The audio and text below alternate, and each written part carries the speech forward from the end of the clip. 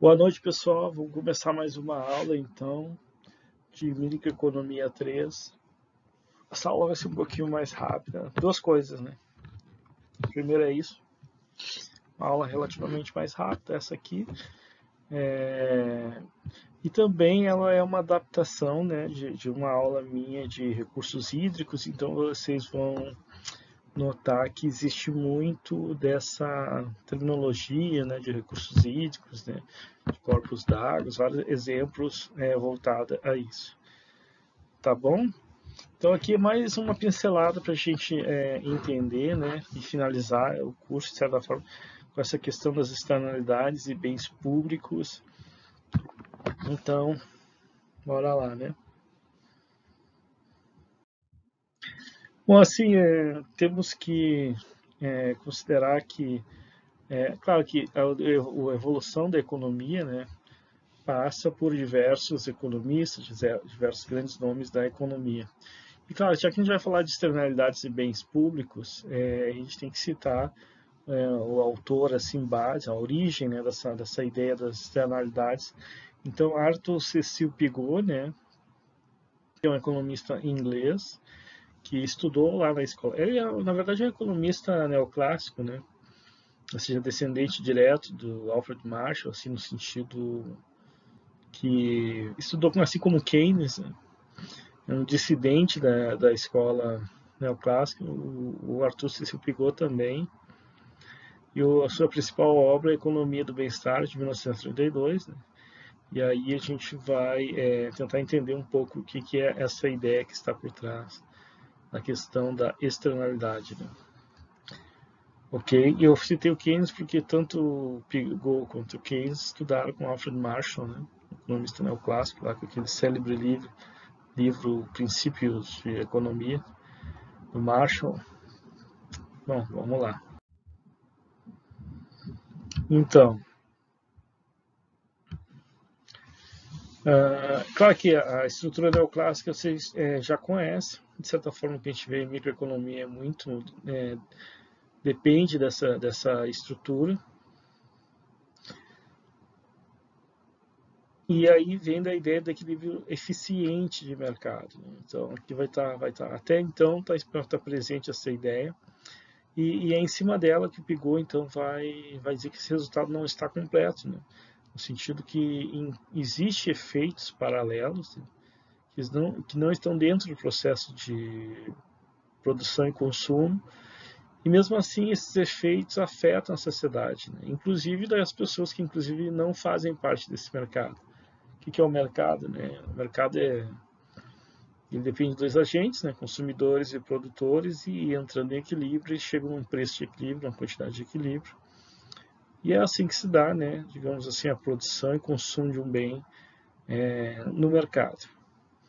A questão que Pigou vai falar é que existem processos que ele denominou como externalidades que estão além, digamos assim, da produção e consumo, mas são gerados pela produção e consumo.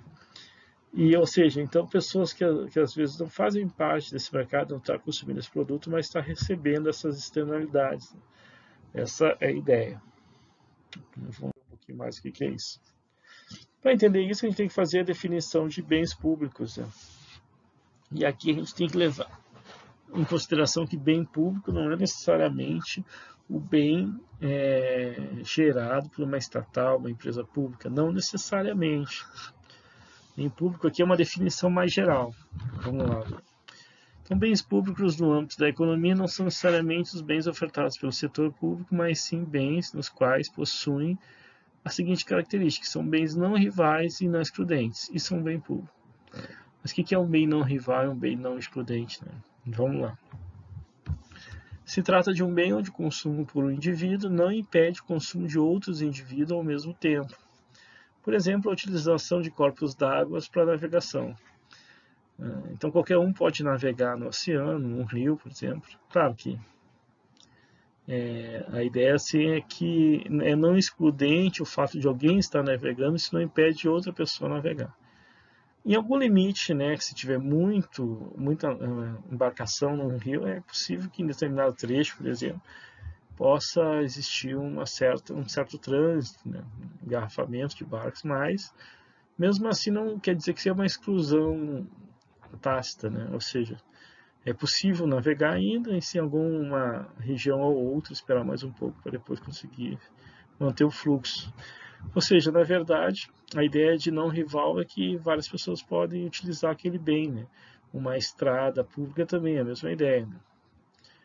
Claro que a mesma coisa, no momento de tráfego muito alto, aí sim, né, o custo de trafegar ali aí é sensível e aí cada carro a mais acaba interferindo e acaba se tornando um bem rival o uso da estrada.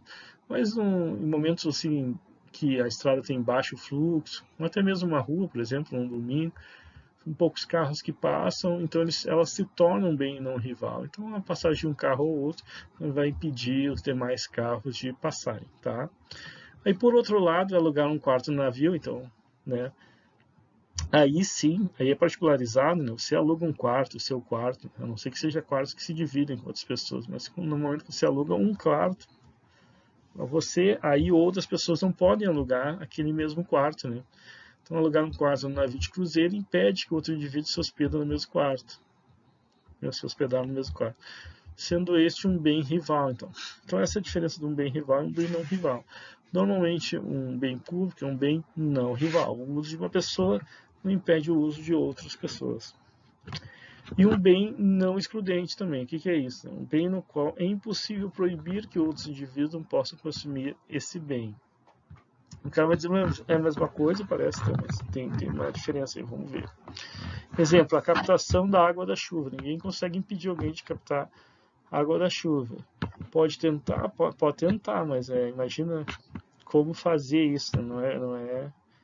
Não é algo prático. A pessoa, em qualquer lugar que estiver, praticamente vai chover, ela vai poder captar água da chuva se quiser. Né?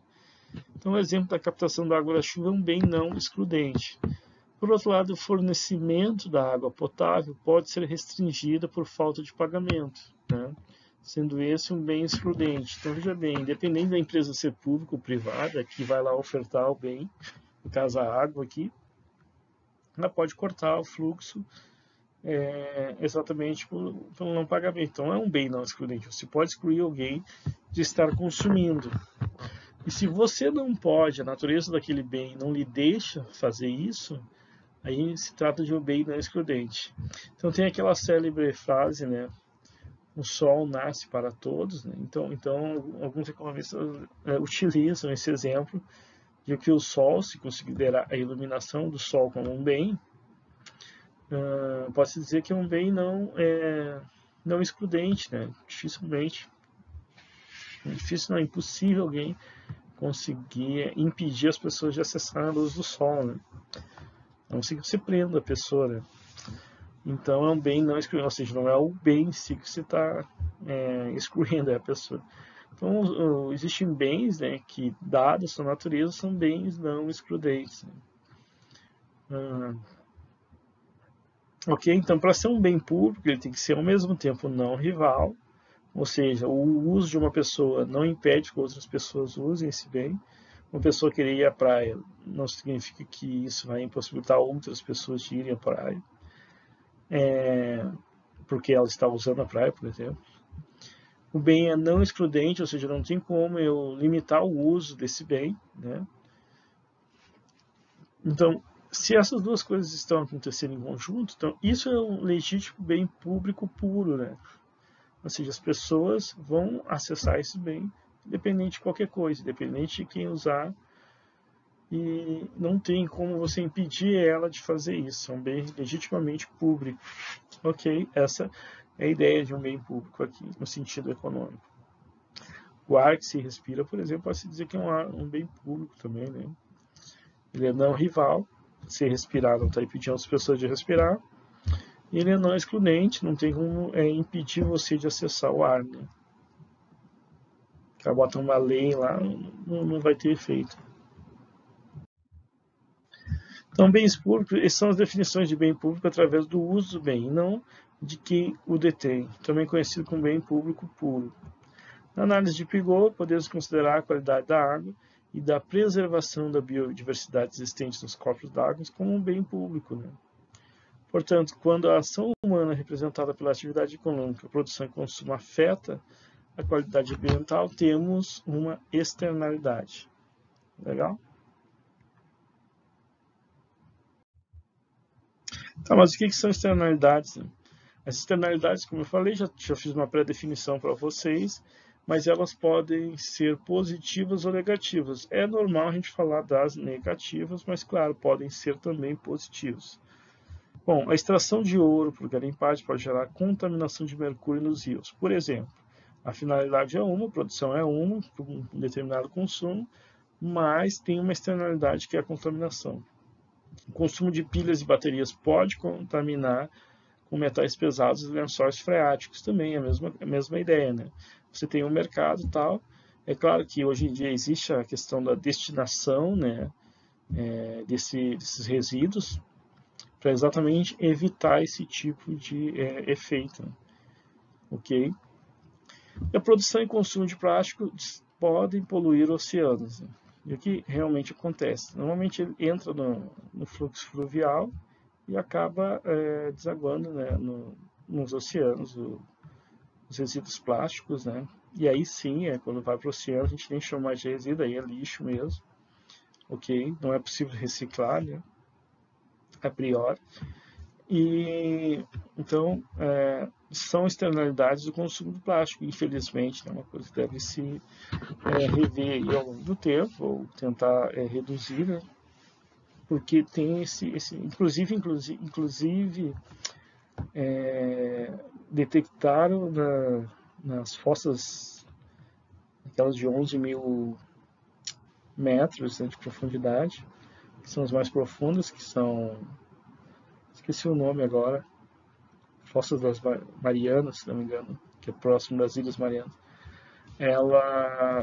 Os pesquisadores estão conseguindo agora equipamento que consegue chegar a essa profundidade, aguentar esse nível de pressão, e eles detectaram, inclusive nessas fossas, resíduos plásticos, né? Vai começando para o fundo e vai se acumulando ao longo do tempo. Ou seja, e lá tem vida, né? Ou seja, apesar de toda essa pressão, né? Imagina, é algo extremamente impressionante, porque são 11.000 metros, toneladas e toneladas de água acima, né? E mesmo assim, algumas espécies conseguiram se adaptar a viver nesse nível, nessa profundidade. E, infelizmente, até lá chegam os resíduos plásticos, né? E eles vão se depositando e as marés vão levando. Então, em várias localidades, inclusive tão extremas assim, acaba descendo os resíduos para lá. Então, isso é uma externalidade negativa, né? Obviamente, ninguém quer isso, né? Ninguém quer isso, mas isso acaba acontecendo independente da gente querer, porque faz parte do processo de consumo. O descarte, né, digamos assim, do plástico em si, acaba gerando esse tipo de contaminação. Claro que existe também externalidades positivas, né? Por exemplo, as unidades de tratamento de esgoto e deserto sanitário. Então, você pode ter unidades que vão estar tratando antes de jogar nos corpos d'água, né, para exatamente evitar metais pesados, evitar contaminação e até mesmo proliferação, né? E aí o que acontece? Isso aí você tem uma produção que gera um efeito positivo. Claro que na verdade ela é feita para isso, né? Então é um exemplo meio fraco esse. Ou seja, as unidades de tratamento são feitas para você exatamente tratar, né, os resíduos antes de jogar. Um efeito melhor seria, eu já vi isso nos livros de microeconomia, né? A produção de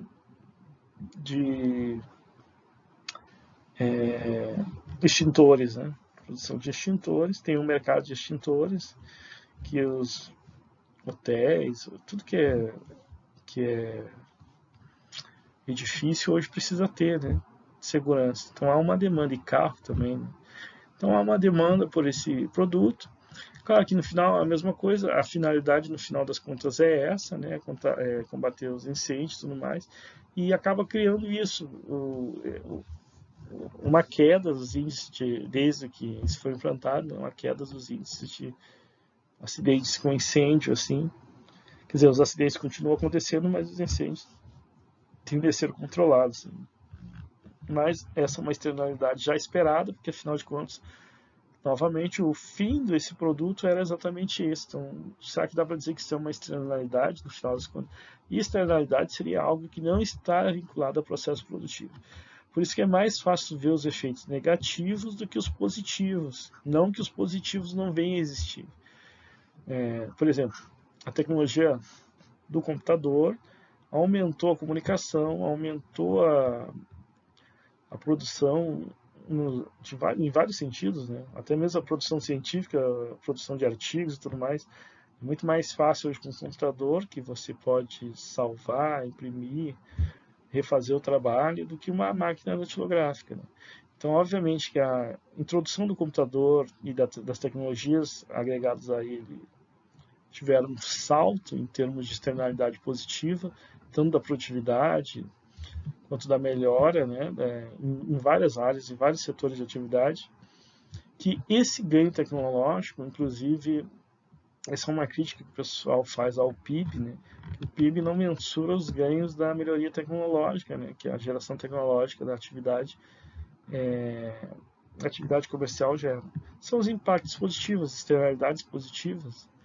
Elas acontecem, né? Nós absorvemos ela, mas nós não anotamos. Agora, a negativa é mais fácil de notar, né? A poluição do ar, a poluição gerada pelo processo produtivo, ela é muito mais fácil de notar do que a positiva. A positiva a gente simplesmente incorpora ela no nosso dia a dia e não lembra muito como era o passado. Se pegar realmente uma época distante, aí é claro, é fácil de ver, né?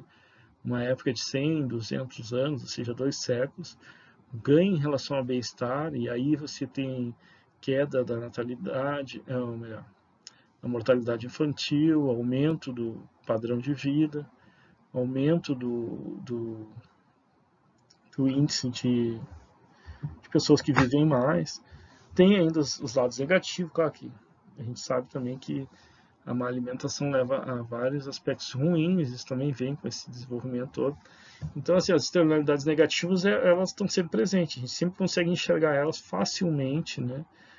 Chega a ser clichê, né? Alguém falar sobre isso, é óbvio que a obesidade aumentou os índices de diabetes, né? Porque a má alimentação, fast food, traz isso.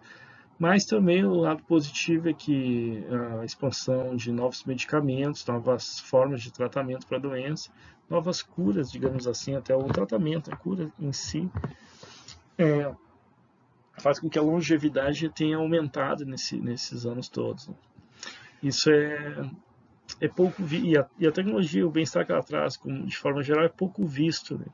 A gente costuma ver mais o lado negativo do que o positivo. Então, por isso que, claro que existem externalidades positivas, mas são as negativas aquelas que a gente atribui maior valor, porque as positivas já estão aí, ninguém quer impedir, né, que as externalidades positivas aconteçam.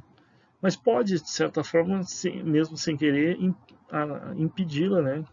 Um entrave ao crescimento, ao desenvolvimento tecnológico pode gerar exatamente isso, né? Que externalidades positivas aconteçam. Só que como elas são, de certa forma, invisíveis à nossa percepção, é mais fácil a gente notar as negativas e atribuir ao processo econômico e produtivo as negativas e não as positivas.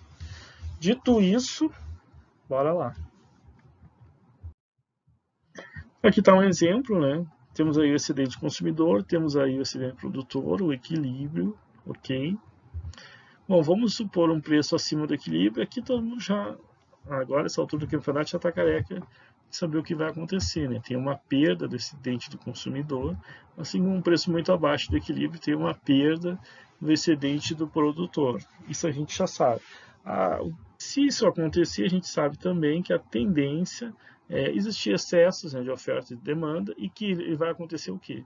Vai tender ao equilíbrio, né? E esse equilíbrio, então, é o eficiente de mercado. Foi o que a gente viu lá, inclusive, em equilíbrio geral, né?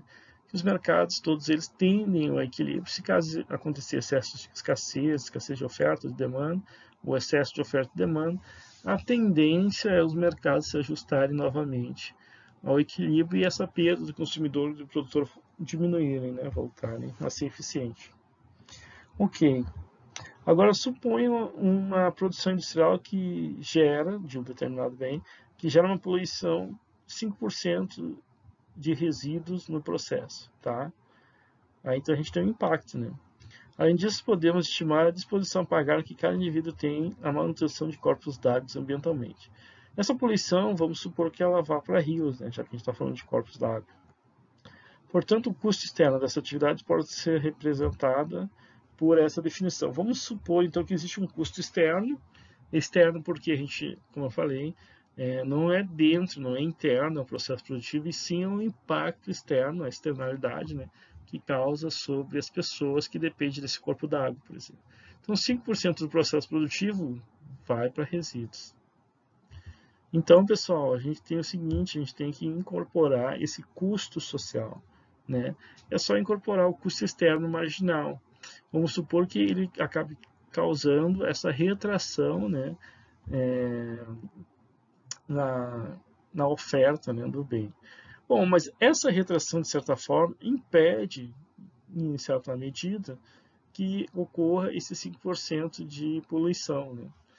Então, isso pode ser com uma unidade de tratamento, ou seja, um custo adicional que é levado em consideração e que agora faz parte da produção. Se isso é verdade, tem um novo ótimo. É claro que esse custo vai acabar gerando um preço maior e, de certa forma, isso vai levar a um consumo menor desse bem. Então, pessoal, existiria um equilíbrio socialmente ótimo que leva em consideração a externalidade. E se isso é verdade, a gente está fazendo uma internalização da externalidade, ou seja, está colocando ela dentro do processo exatamente para impedir que ela ocorra, ok?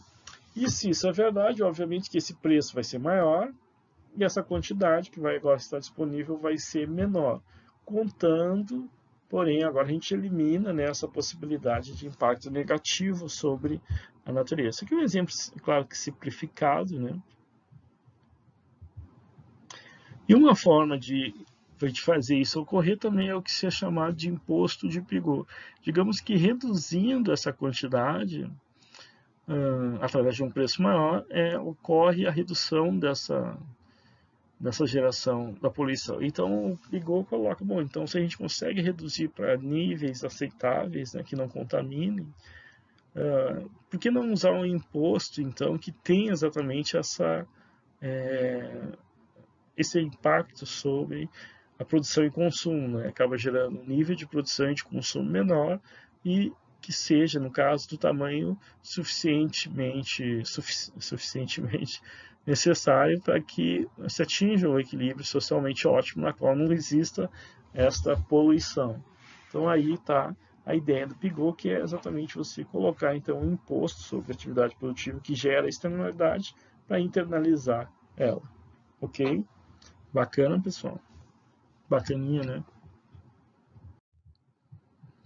Mas ainda assim, existem uns problemas nessa abordagem do Pigot. Primeiro é o seguinte, a preferência revelada dos indivíduos é uma proxy da verdadeira disposição a pagar por um ambiente limpo. Porque uma coisa assim, como é que você vai mensurar, né, o quanto as pessoas estão dispostas a pagar para que o ambiente limpo ocorra? Olha, tais bens geram poluição. Você está disposto a pagar mais caro para que essa poluição não aconteça?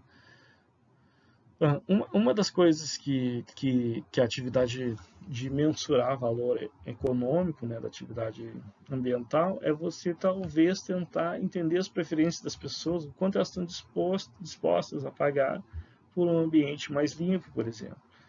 Então, a gente costuma utilizar essa ideia das curvas das preferências, né? Estimar qual é o nível de preferência, quanto ela está disposta a pagar em relação a isso.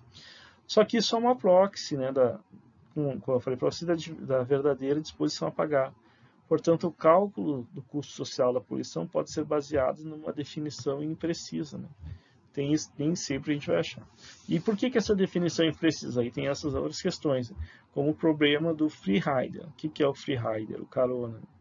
Se deve ao fato dos bens públicos não serem rivais, dessa forma o indivíduo pode usufruir de seu uso sem necessariamente precisar pagar por ele.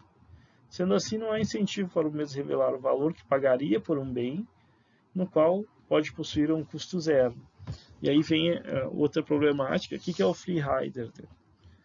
O free rider é o seguinte, você usar uma estrada interestadual de outro estado em que você vive, por exemplo. As pessoas, de certa forma, pagam, né, pela manutenção lá, vamos supor, né, sempre tem uma manutenção de uma estrada interestadual, as pessoas daquele estado, e você está de passagem lá, então você, de certa forma, mesmo que seja um motorista, você é o carona, né? Isso é boa.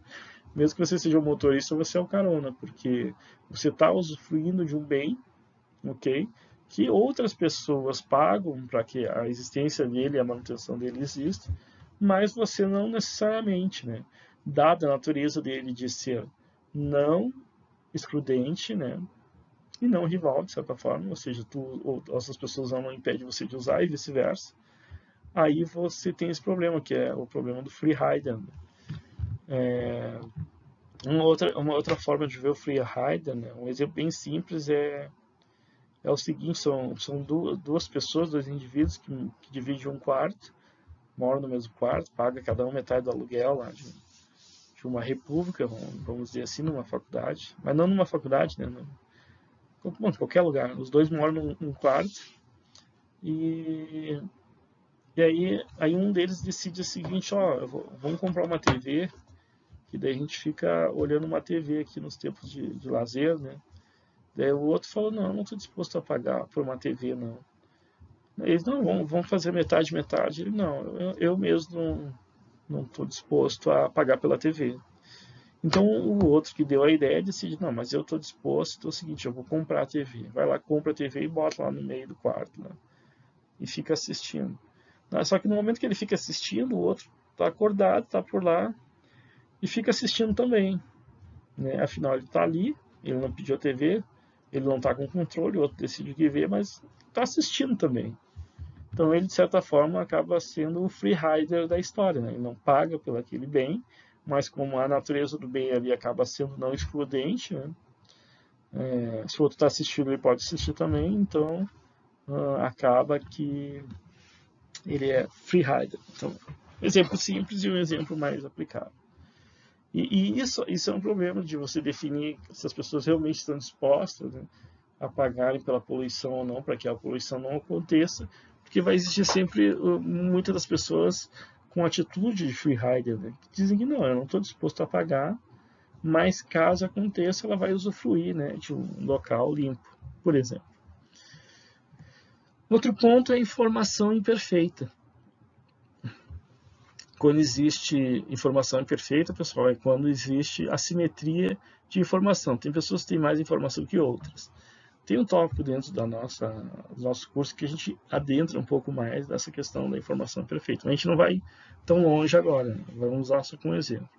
Então, outro complicador em relação aos bens públicos é que indivíduos podem não ter plena consciência dos benefícios de um ambiente livre de poluição, levando a uma subestimação do verdadeiro valor a pagar por esse benefício, subestimando o preço de demanda para a manutenção do meio ambiente. Então, tem as pessoas que acham que um ambiente limpo pode ser algo quase a custo zero, por exemplo. Né? Não tem muito o que fazer.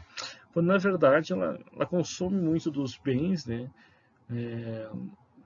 que tem produção que pode ser poluente, sim, né? Inclusive para os próprios rios, onde ela pode estar tendo atividade de recreação, atividade de ir lá tomar um banho no rio, ou até mesmo porque aquele rio é captado a água que ela bebe. Então, na verdade, a pessoa não tem informação suficiente para entender que existe sim os impactos negativos, né? E está vivendo num ambiente onde tem alto índice de poluição e alto índice de várias coisas que são externalidades negativas em qual ela não está percebendo. Ela tem uma informação imperfeita sobre isso, ela tem consciência sobre isso, pode-se dizer assim. Então ela não acha que talvez deva pagar por algo que ela desconhece, na verdade, que talvez até ela está sofrendo sobre os impactos, a pessoa está comendo peixe no rio que está com contaminação de mercúrio, ela não sabe que isso é um impacto negativo que vem de uma atividade que inclusive é ilegal. Ela simplesmente consome o peixe. Ok? Bacana?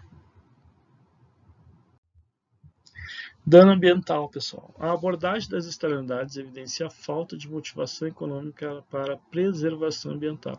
De fato, não há incentivos para que empresas e indivíduos internalizem naturalmente eventuais custos sociais provocados pelo consumo e produção de bens privados, né?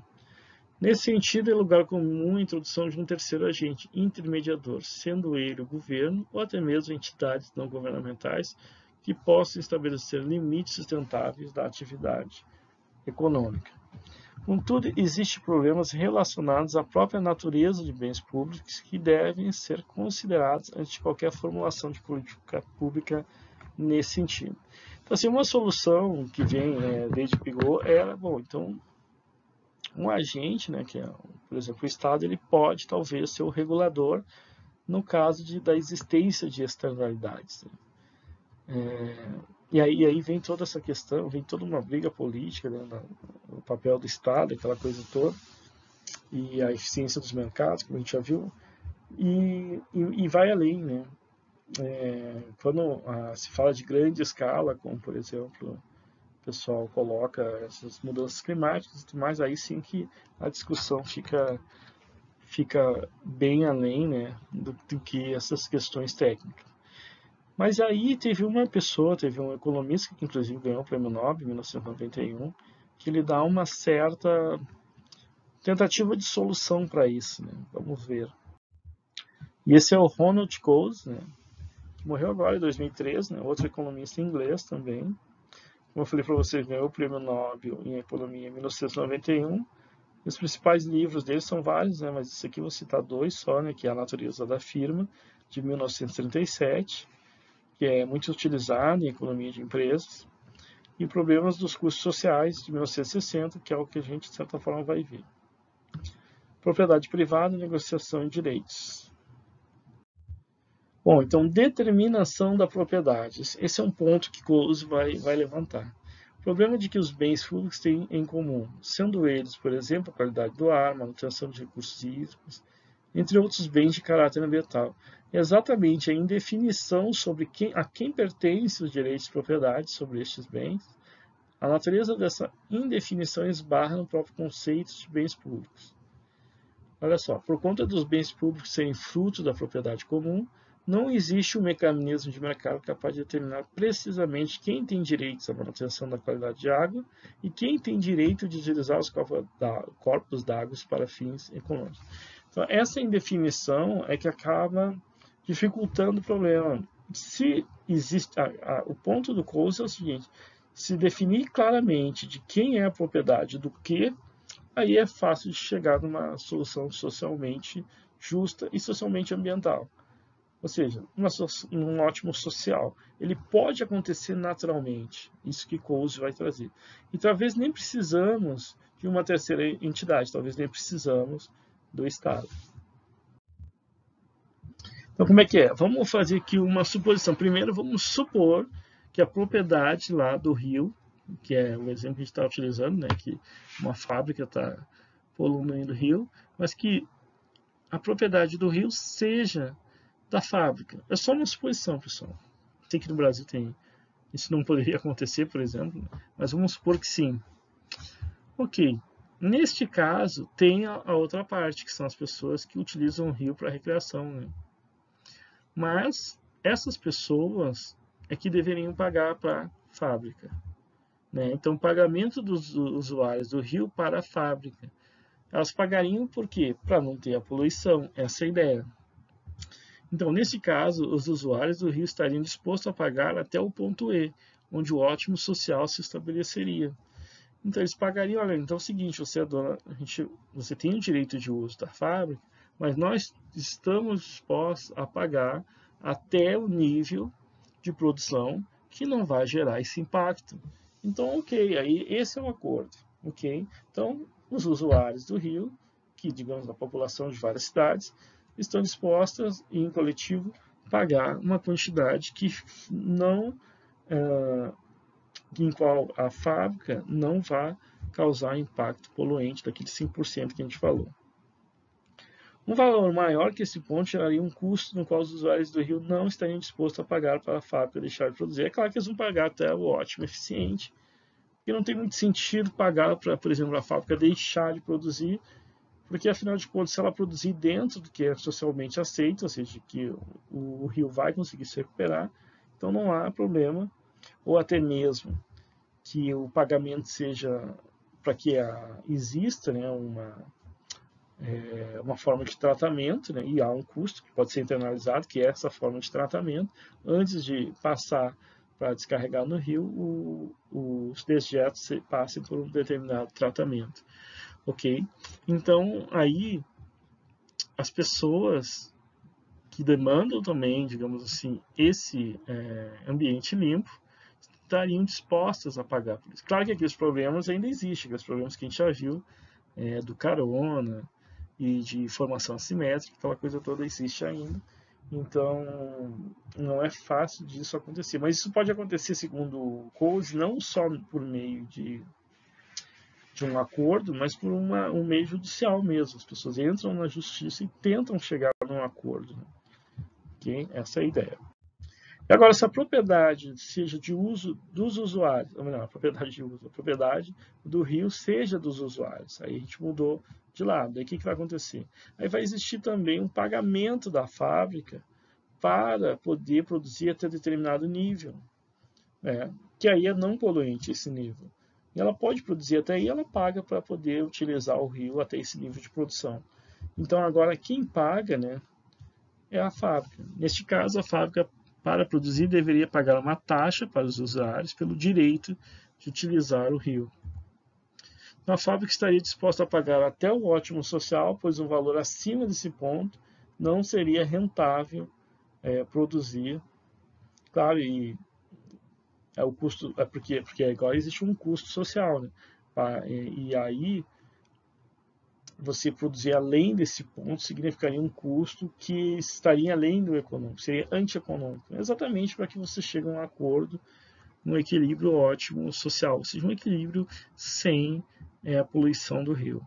Então veja que ambos os casos pode acontecer o equilíbrio sem que haja atividade de uma terceira parte, por exemplo, o Estado ou uma ONG. Essa é a ideia. Então voltamos ao equilíbrio socialmente ótimo. Beleza? Bacana. Bom, o teorema de Coase, ele nos diz que é possível internalizar as consequências de uma externalidade sem a participação de terceiro. As condições para que isso ocorra os direitos de propriedade devem ser bem definidos e os custos de transação, né, sejam baixos entre as partes. Porque a gente vai ver que em alguns casos as escalas das coisas que a gente está falando são tão altos que os custos de transação tornam inviável que isso ocorra. Resultados. A negociação pode ocorrer diretamente ou por disputas judiciais, como eu falei para vocês. O ótimo social se estabelece independente de quem seja o proprietário do bem em disputa. Beleza? Então era uma forma de solução que o Coase, né, a Alex 50 mais ou menos já discutia isso. Bom, para ficar mais claro essa ideia de que a definição da propriedade pode ser uma forma de evitar, né, impactos negativos, nós temos aqui a tragédia dos comuns.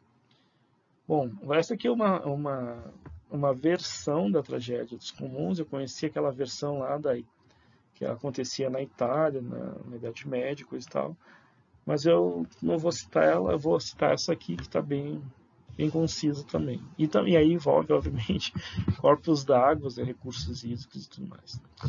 Bom, então, suponha uma bacia abundante em recursos pesqueiros, ou seja, tem bastante peixe, espécies de peixe lá, legal? Cada pescador individual pode pescar livremente, de forma que o incentivo à pesca está relacionado ao preço do pescado no mercado, ou seja, quanto está custando o peixe, qual é o preço do peixe no mercado. Se tiver alto, pessoal, aí tem pescador interessado em fazer o trabalho da pesca, né, e revender o seu produto. À medida, então, que a demanda por peixe aumenta, o que vai acontecer com o seu preço? Né? O preço maior induz a expansão da capacidade de pesca de pescadores presentes, aqueles que já estavam lá, vão querer pescar mais, vão passar as noites lá, né, em vigília pescando, além de entrada de novos pescadores nesse mercado. Né? Então, aí outras pessoas vão começar a achar atrativo fazer essa atividade, porque está pagando um preço maior agora, está pagando bem, aí vai entrar nós. Então isso é normal, isso acontece em quase todas as atividades. Mas vamos supor aqui no nosso exemplo que isso venha a acontecer. Bom, todos esses fatores em conjunto levam a uma externalidade, a exaustão dos recursos pesqueiros nessa bacia. É claro que em algum limite, pessoal, um aumento da demanda e aumento da produção de pesca, em algum limite vai levar à exaustão, né? Se ela acontecer de forma desenfreada. Por ser uma propriedade comum, ou seja, por conta da indefinição do direito de propriedade sobre esse recurso, pode ter como consequência o colapso da manutenção do mesmo. Ou seja, qualquer pessoa pode pescar, qualquer pessoa pode chegar lá e sair com quantos peixes quiser.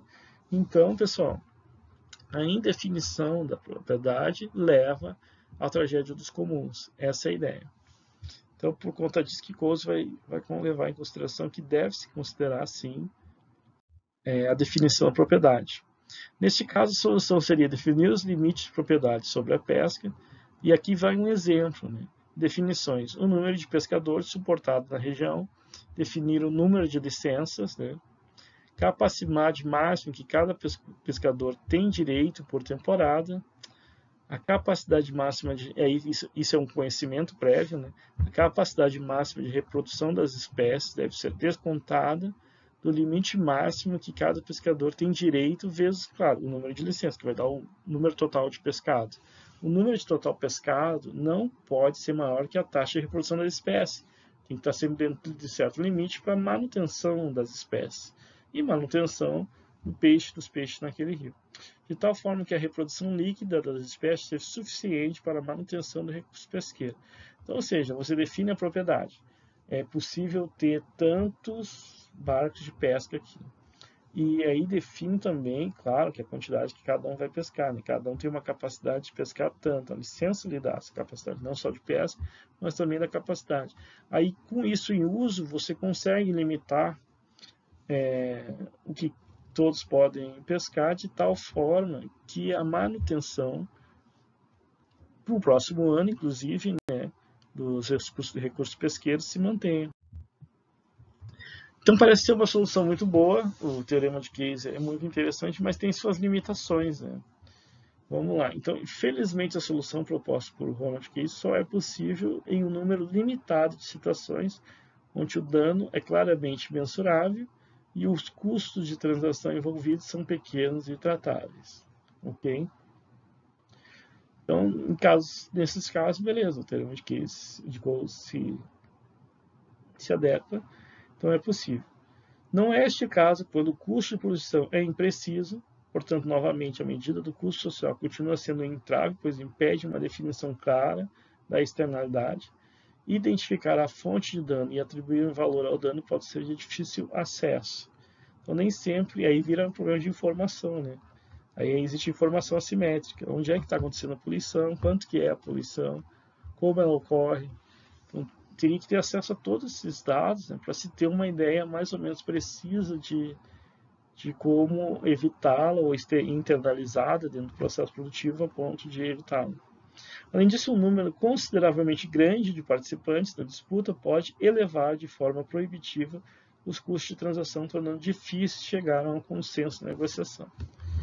E aí a gente vai para aquelas temáticas de por que essas questões ambientais, né, de aquecimento global e negociações multilaterais, as pessoas, pô, mas isso nunca chega num consenso, isso anda a passos lentos e um país às vezes concorda, outro país não concorda, outros países ficam ali no stand-by, né?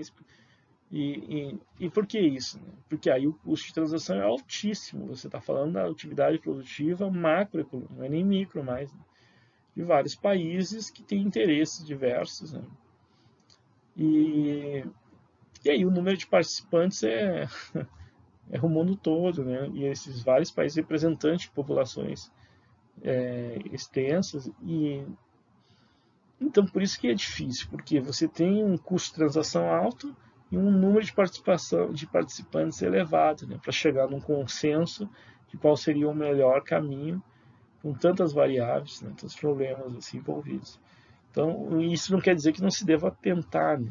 Mas o teorema de Coase não é difícil chegar numa solução comum aí, de quem é a propriedade, quanto está poluindo cada um, quanto deveria.